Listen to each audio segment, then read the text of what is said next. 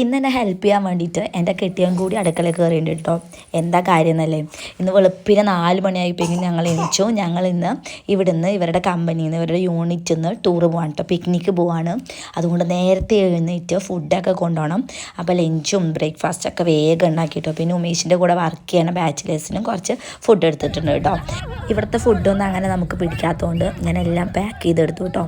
അങ്ങനെ ബസ്സിൽ കയറി 2 ബസ്സിലായിട്ട് നമ്മൾ പോയത് കേട്ടോ. അവിടെ പാട്ടും കൂത്തൊക്കെ ആയിട്ട് ആകെ നല്ല രസമായിരുന്നു കേട്ടോ. പിള്ളേരൊക്കെ ഡാൻസ് കളി കേട്ടോ.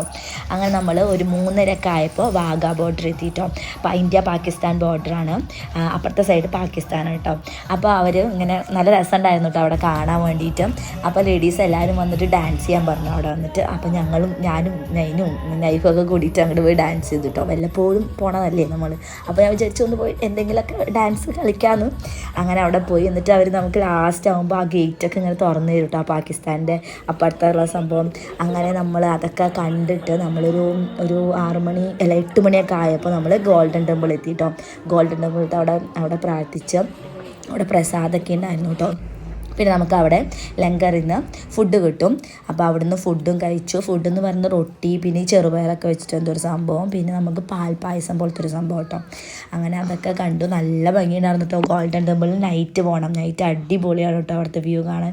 അവിടെ ഇരിക്കുമ്പോൾ തന്നെ നമ്മുടെ മൈൻഡൊക്കെ നല്ലൊരു സമാധാനം, നല്ല രസമുണ്ട് അവിടെ ഇരിക്കാൻ വേണ്ടിയിട്ട് കേട്ടോ.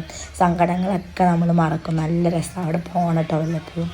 അപ്പോൾ അവിടെയൊക്കെ പോയി രാത്രി വെളുപ്പിനായി നമ്മൾ 5 മണിയായിട്ടോ വീടെത്താൻ വേണ്ടിയിട്ട്. എൻ്റെ തൊണ്ടയിലത്തെ സൗണ്ടും പോയിട്ടോ. അപ്പോൾ ശരി, ടാറ്റ, ബൈ ബൈ.